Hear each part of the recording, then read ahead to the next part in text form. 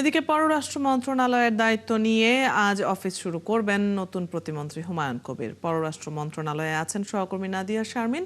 সেখানকার খবর জেনে নেব তার কাছ থেকে। নাদিয়া, নতুন পররাষ্ট্র প্রতিমন্ত্রীর প্রথম দিনের কর্মসূচি সম্পর্কে বিস্তারিত জানাবেন আমাদের।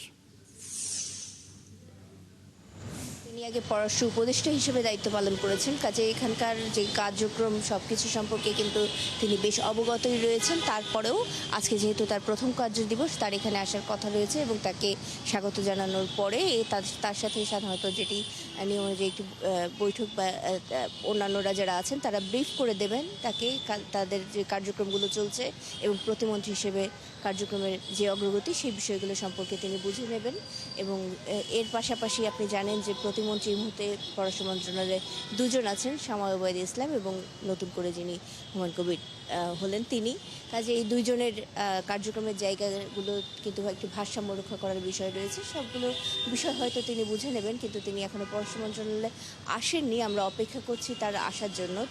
তিনি কখন আসবেন এটি সুনির্দিষ্ট তথ্য জানানো যায়নি। পররাষ্ট্রমন্ত্রী এসছেন, কিন্তু প্রতিমন্ত্রী শামা ওবায়দ বাইরে আছেন আরেকটি অনুষ্ঠানে এবং হুমায়ুন কবির তিনি এখনো এসে পৌঁছাননি এই জায়গাটিতে। নাদিয়া, আপনি আছেন সেখানে, নিশ্চয়ই নতুন তথ্য জানতে পারলে আপনার মাধ্যমে আমরাও জানবো। ধন্যবাদ যুক্ত হবার জন্য। দর্শক, সহকর্মী নাদিয়া শারমিন যুক্ত ছিলেন এতক্ষণ।